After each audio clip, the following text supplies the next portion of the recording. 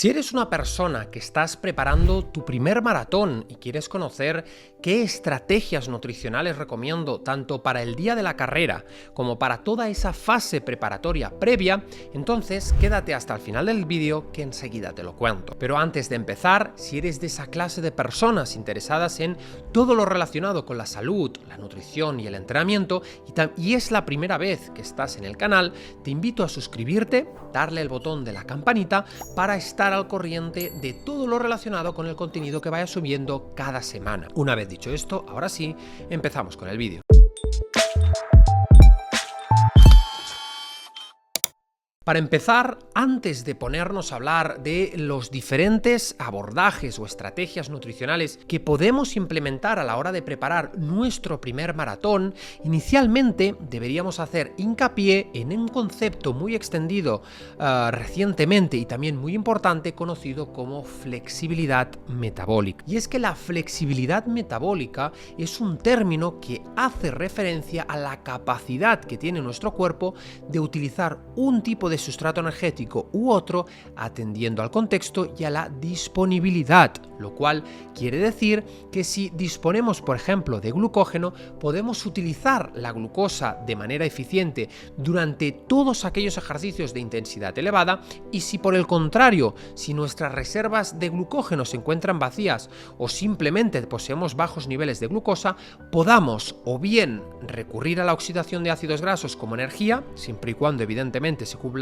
ciertas condiciones, o bien sintetizar nuestra propia glucosa cuando sea necesario a través de un proceso conocido como gluconeogénesis. Pero ¿por qué es tan importante tener en cuenta este concepto? Porque mejorar nuestra flexibilidad metabólica de entrada va a traducirse en una mejoría de nuestra eficiencia energética en los diferentes contextos deportivos, así como en un incremento de nuestro rendimiento. Pero es que además, ser flexibles a la hora de utilizar grasa o bien glucosa va a hacer que seamos menos dependientes de geles, de estar comiendo cada cierto tiempo, y se va a traducir, y esta es la parte más importante, en una ventaja competitiva que puede sernos de gran ayuda durante la carrera. Ahora, ¿qué herramientas pueden ayudarnos a trabajar positivamente en esa flexibilidad metabólica? Bueno, pues por un lado tendríamos el ejercicio físico, evidentemente, y por otro lado también contamos con otras herramientas como por ejemplo el ayuno intermitente o dietas que vayan combinando estrategias de ciclado de carbohidratos para obligarnos a utilizar ambos sustratos energéticos, ¿sí? Para no ser quemadores crónicos de glucosa. Por ejemplo, si entrenamos a lo largo del año en condiciones de ayuno o seguimos puntualmente una dieta cetogénica, siempre por supuesto preferiblemente supervisada por un profesional, en realidad lo que estaremos haciendo es obligar a nuestro cuerpo a recurrir a las grasas como fuente de energía en todos aquellos esfuerzos o actividades que mantengan una intensidad baja o moderada siempre que exista suficiente aporte de oxígeno, es decir, cualquier actividad principalmente aeróbica. Luego, por otro lado, en aquellos esfuerzos intensos que requieran ineludiblemente aporte de glucosa, nuestro cuerpo, si implementamos esta clase de protocolos nutricionales, deberá verse obligado a crear su propia glucosa de manera endógena a partir de un proceso conocido como gluconeogénesis, es decir, un concepto que se refiere a la creación de nueva glucosa a partir de precursores no glucídicos como aminoácidos, glicerol, etc. Por tanto, esta sería una primera recomendación para volvernos más metabólicamente flexibles en lugar de ser glucodependientes o quemadores crónicos de glucosa, ¿sí? Luego, por otro lado, una vez conseguimos ese grado de eficiencia energética a la hora de utilizar, pues como digo, estos diferentes sustratos energéticos, las grasas, la glucosa, el siguiente paso sería precisamente adaptar la inclusión de carbohidratos en torno al entrenamiento para sacarle el mayor partido a este macronutriente. Es decir, no debemos solo mejorar nuestra lipoeficiencia, sino introducir carbohidrato. Para ello debemos previamente entender un concepto muy básico, y es que a intensidades bajas o moderadas, cuando ya poseemos esa flexibilidad metabólica, nuestro cuerpo oxidará principalmente grasas, mientras que a intensidades más elevadas, donde se reduzca considerablemente el aporte de oxígeno, será la glucosa proveniente o bien de la ingesta de carbohidratos de la dieta o bien de la descomposición de glucógeno la que nos suministrará energía. Ahora bien, si queremos aprender cuándo introducir esos carbohidratos, debemos clasificar los diferentes tipos de esfuerzos que todo runner implementa en su preparación. Es decir, por un lado, tenemos los entrenamientos de calidad o también los entrenamientos por series, donde la intensidad será siempre principalmente elevada. ¿Sí? Tenemos en claro esto. Luego tenemos por otro lado los entrenamientos de rodaje, donde serán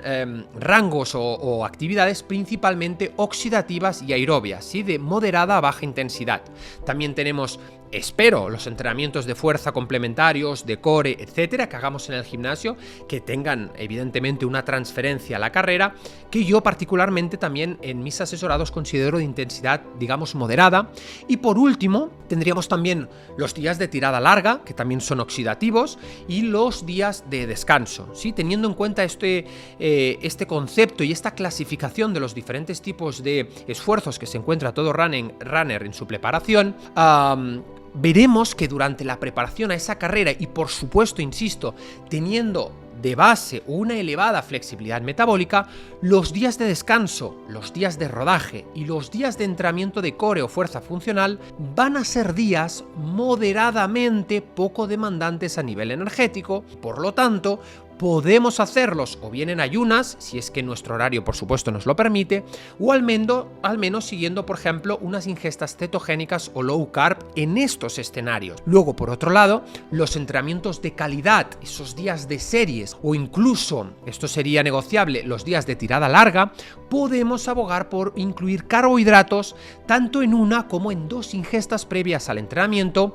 para ir con las reservas de glucógeno parcialmente repletas, al menos las del hígado. Es decir, si por ejemplo vamos, no sé, un martes a realizar un entrenamiento de running por series a las 12 de la mañana, podemos ingerir carbohidratos tanto en el desayuno como en la noche previa del lunes, con el fin de reponer glucógeno y, como digo, utilizarlo durante esta clase de actividades intensas. Si lo que tenemos es un rodaje suave, un entrenamiento en bici muy ligero, entonces no es necesario consumir carbohidratos, porque nuestro cuerpo, insisto, utilizará principalmente las grasas como fuente de energía. Ahora bien, si no nos vemos capaces de salir en ayunas uno de esos días, entonces quiere decir que no tenemos suficiente flexibilidad metabólica ni tampoco suficiente lipoeficiencia. Espero que esto al menos se quede muy claro. Luego, de esta manera, y teniendo todo esto claro, como digo, podemos abogar por incluir una clase de macronutriente u otro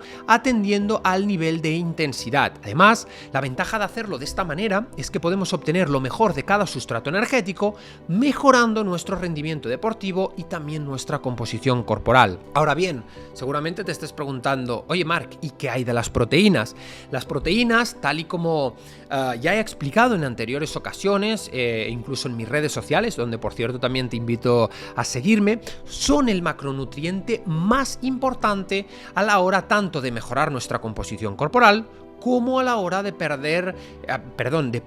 la pérdida de tejido muscular. Por lo tanto, yo siempre recomiendo consumir en torno a 1,8 gramos por kilo de peso de proteína al día, repartido evidentemente entre la cantidad total de ingestas. Luego, por otra parte, hemos hablado de los carbohidratos en torno al entrenamiento de alta intensidad o de aquellos entrenamientos de intensidad más elevada. Pero, ¿qué tipo de carbohidratos y en qué cantidad? La respuesta está sujeta a muchas consideraciones. consideraciones. No es algo estándar para todo el mundo y depende de la sensibilidad a la insulina de cada persona, depende evidentemente también de su porcentaje de grasa, del peso en el que parta también, depende por ejemplo de la duración del esfuerzo, evidentemente no es lo mismo un esfuerzo de 2 horas que uno de 5, depende incluso de su estado digestivo, también una consideración a tener en cuenta, o también depende de cuánto tiempo pasará entre la ingesta y el ejercicio físico. Ahora bien, los carbohidratos que más suelo recomendar yo a todos mis clientes son, por ejemplo, las patatas, el boniato, la calabaza, la quinoa, las frutas, la yuca, el arroz, principalmente porque son alimentos sin gluten, que para mí es importante, que tienen una mejor digestión y que puede usar prácticamente todo el mundo sin riesgo de, pues eso, manifestar una inflamación en el caso de que seamos sensibles, ¿sí? Luego, por otro lado, esto no quiere decir que no debamos ingerir vegetales o proteínas, sino todo lo contrario. Es decir, los vegetales nos ofrecen una mayor diversidad microbiana en la microbiota y aportan cantidades interesantes de micronutrientes, mientras que la proteína, como sabemos, es el componente más importante para la reparación del tejido muscular. ¿Cómo suelo preparar yo los días de carrera con mis clientes y qué tan buenos resultados me ha dado? Bueno, en estos casos, una estrategia que me gusta recomendar es realizar una depleción o descarga de carbohidratos hasta apenas 3-4 días antes del maratón, con el fin de precisamente introducir a partir de entonces cada día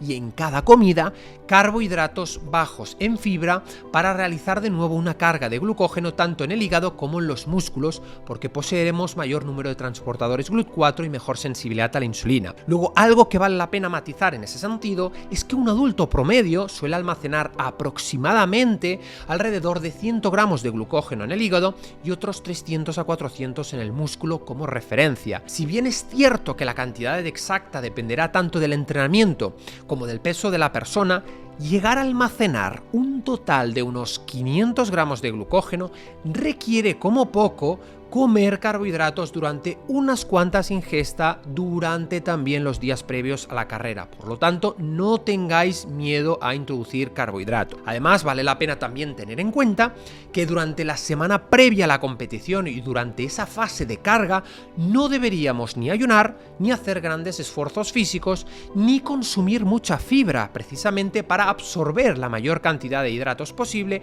sin que eso genere molestias digestivas. Y luego, por otro lado, también recomiendo elegir opciones de fácil digestión y desde luego no ponernos a experimentar justo el día de la carrera con desayunos novedosos que hayamos visto por internet, etc. Es decir, en tales contextos, a más monótonos seamos, mejor. Poniéndonos en un caso práctico, si el día de la carrera, por ejemplo, es el domingo, deberíamos empezar a tomar carbohidratos como poco desde el miércoles para, como digo, llegar al evento con las reservas de glucógeno llenas. Luego, otro factor todavía más a tener en cuenta es evidentemente la hidratación, y es que para almacenar cada gramo de glucosa en forma de glucógeno se necesitan aproximadamente 3,7 gramos de agua, por lo que deberíamos acompañar esos carbohidratos con una buena ingesta de agua, ¿sí? Y luego, por último, si bien he de confesar que no soy muy defensor de los geles, y más sobre todo especialmente cuando son esfuerzos cortos de 10, 15 o 21 kilómetros como una media maratón,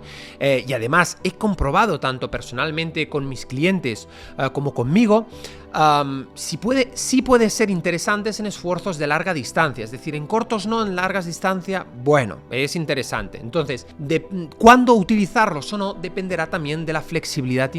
metabólica individual. Y luego también, por otra parte, algo a tener evidentemente en consideración es la hidratación el día de la prueba y en toda la fase preparatoria, lo cual nos hace recordar la importancia no solo del agua, sino también de la reposición de electrolitos. Ahora bien, si queréis que profundice más en este tema, así como en el tema de los mejores suplementos, dejármelo saber en los comentarios y os prometo que entonces subiré un vídeo muy pronto. Una vez dicho esto, y también para no extender mucho este vídeo, si te ha gustado la información que te he ofrecido, no olvides dejar un buen like, no olvides suscribirte al canal si todavía no lo estás, y nos vemos como siempre en el próximo vídeo.